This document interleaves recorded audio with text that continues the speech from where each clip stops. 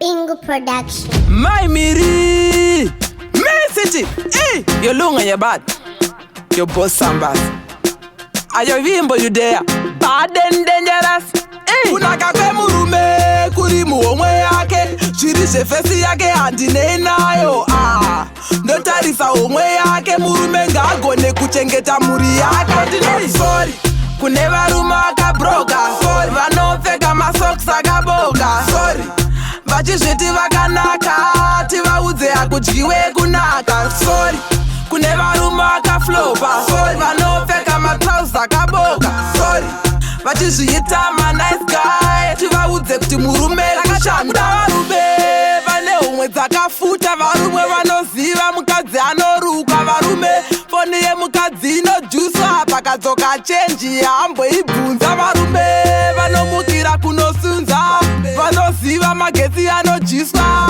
Mukadzi ngaagare akaguta kwete kuva murume anogara. Saka ndinoti sorry kune varume akabroka. Sorry, vanopfeka masocks akaboka. Sorry, vachizviti vakanaka, tivaudze hakudyiwe kunaka. Sorry, kune varume akaflopa. Sorry, vanopfeka matrauzi akaboka. Sorry, vachizviita manice guy, tivaudze kuti murume akashanda.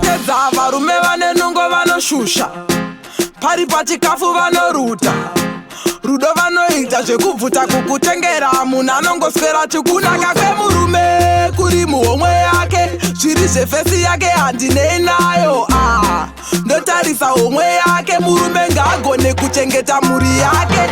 Sorry, kune varume akabroka. Sorry, vanopfeka masocks akaboka. Sorry, vachizviti vakanaka, tivaudze hakudyiwe kunaka. Sorry, kune varume akaflopa. Sorry, vanopfeka matrauzi akaboka. Sorry, vachizviita manice guy, tivaudze kuti murume akashanda. Varume vane homwe dzakafuta, varume vanoziva mukadzi anoruka. Varume foni yemukadzi inojuswa pakadzoka chenji hamboibvunza. Varume vanomukira kunosunza, vanoziva magetsi anojiswa.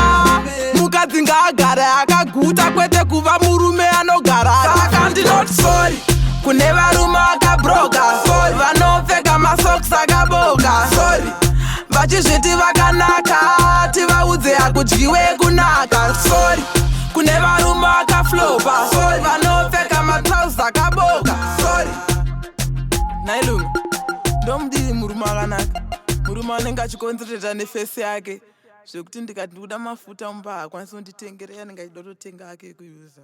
Bombo clad. Bad and dangerous. Bingu production.